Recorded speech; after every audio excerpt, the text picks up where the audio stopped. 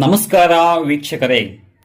ಶತ್ರು ಸಂಪೂರ್ಣ ನಾಶವಾಗುವ ತಂತ್ರ ವೀಕ್ಷಕರೇ. ಹೌದಾ, ಒಂದು ಮಳೆ ಮತ್ತೆ ವೀಕ್ಷಕರೇ ಕಲ್ಪದಿಂದ ವೀಕ್ಷಕರೇ ಶತ್ರು ನಾಶ ಮಾಡಬಹುದು ವೀಕ್ಷಕರೇ. ಹೇಗಪ್ಪ ನೀವು ವೀಕ್ಷಕರೇ, ನೀವು ಜೋಡಿ ಕಲ್ಪದಿಂದ ವೀಕ್ಷಕರೇ ಶತ್ರು ನಾಶ ಮಾಡಬೇಕಾದ್ರೆ ವೀಕ್ಷಕರೇ ನೀವು ಅದರ ಮಧ್ಯ ಭಾಗದಲ್ಲಿ ವೀಕ್ಷಕರೇ ಈ ಒಂದು ಮೊಳೆಯನ್ನ ಇಡಿ ವೀಕ್ಷಕರೇ. ಹೌದಾ, ಮೊಳೆ ಇಟ್ಟಾದ್ಮೇಲೆ ವೀಕ್ಷಕರೇ ಆ ಒಂದು ಎರಡೂ ಕಲ್ಪದ ಮೇಲೆ ವೀಕ್ಷಕರೇ ನಿಮ್ಮ ಶತ್ರುವಿನ ಹೆಸರನ್ನ ವೀಕ್ಷಕರೇ ಬರೆದ್ಬಿಟ್ಟು ವೀಕ್ಷಕರೇ. ಹೌದಾ, ಬರೆದ್ಬಿಟ್ಟು ವೀಕ್ಷಕರೇ ನೀವು ಆ ಜೋಡಿ ಅಂದ್ರೆ ವೀಕ್ಷಕರೇ ಕಲ್ಪವನ್ನು ಸುಡಬೇಕು. ಹೌದಾ, ಸುಡೋ ತನಕ ವೀಕ್ಷಕರೇ ನಿಮ್ಮ ಕೈಯಲ್ಲಿ ವೀಕ್ಷಕರೇ ಈ ಒಂದು ಮೊಳೆಯನ್ನ ಇಟ್ಕೋ ವೀಕ್ಷಕರೇ. ಹೌದಾ, ಇಟ್ಕೊಂಡ್ಬಿಟ್ಟು ವೀಕ್ಷಕರೇ ಆ ಒಂದು ಎರಡೂ ಕಲ್ಪವನ್ನು ಸುಡೋ ತನಕ ನಿಮ್ಮ ಕೈಯಲ್ಲಿ ವೀಕ್ಷಕರೇ ಈ ಒಂದು ಮೊಳೆಯನ್ನ ಇಟ್ಕೊಳ್ಳಿ ವೀಕ್ಷಕರೇ. ಹೌದಾ, ಇಟ್ಕೊಂಡು ವೀಕ್ಷಕರೇ ನೀವು ಆ ಒಂದು ಕರ್ಪೂರವನ್ನ ಸುಡೋ ತನಕ ವೀಕ್ಷಕರೇ ನಿಮ್ಮ ಕೈಯಲ್ಲಿ ಮೊಳೆಯನ್ನ ಇಟ್ಕೊಂಡು ವೀಕ್ಷಕರೇ ನೀವು 108 ಬಾರಿ ಮಂತ್ರವನ್ನ ಪಠಿಸಿ ವೀಕ್ಷಕರೇ. ಹೌದಾ, ಆ ಮಂತ್ರ ಏನಪ್ಪಾ ಅಂದ್ರೆ ವೀಕ್ಷಕರೇ ಓಂ ನಮೋ ಅಷ್ಟಮೋಹಿನಿ ಅಷ್ಟಗಾಯತ್ರಿ ಸರ್ವನಾಶ ಪಟ್ ಸ್ವಹ.